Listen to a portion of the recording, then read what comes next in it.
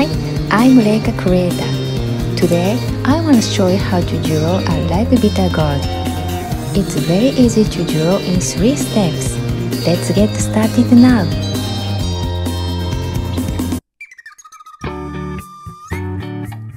今日は熟したゴーヤを描いていこうと思います。お魚スタンプを使って描いていきます。お魚スタンプは概要欄からダウンロードできますが、このような形からスタートしても大丈夫です。ワープを使って形を整えていきます。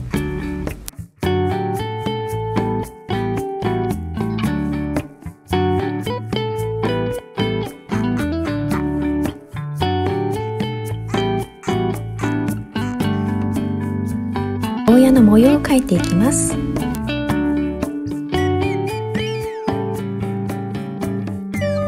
ているところにオレンジよりも少し黄みがかったオレンジ色を塗っていきます。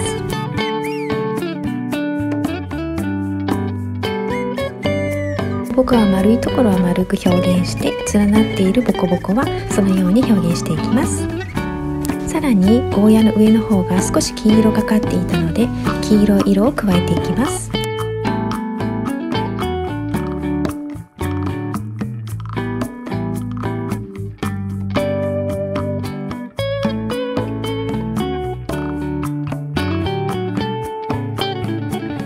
まだ黄緑色の部分があったので、そこにも黄緑色を加えていきます。次に葉を描いていきます。小ペンを使って線を描いたら、そこに色を落とし込んでいきます。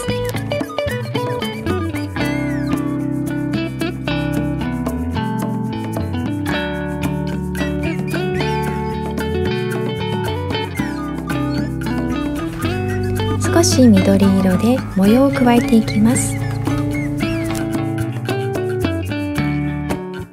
に影をつけていきます。ゴーヤの下に影を入れていきます。ゴーヤのボディの形を利用して影を描いていこうと思います。一旦複製したら一番上に持ってきて影の位置までずらします。そして一旦このレイヤーを隠して、影用の新規レイヤーを用意したら、一番下に影のレイヤーを持っていきます。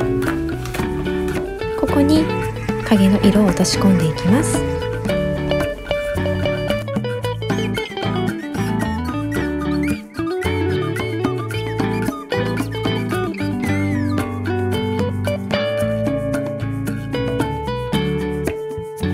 熟したゴーヤの完成です。ぜひ描いてみてください。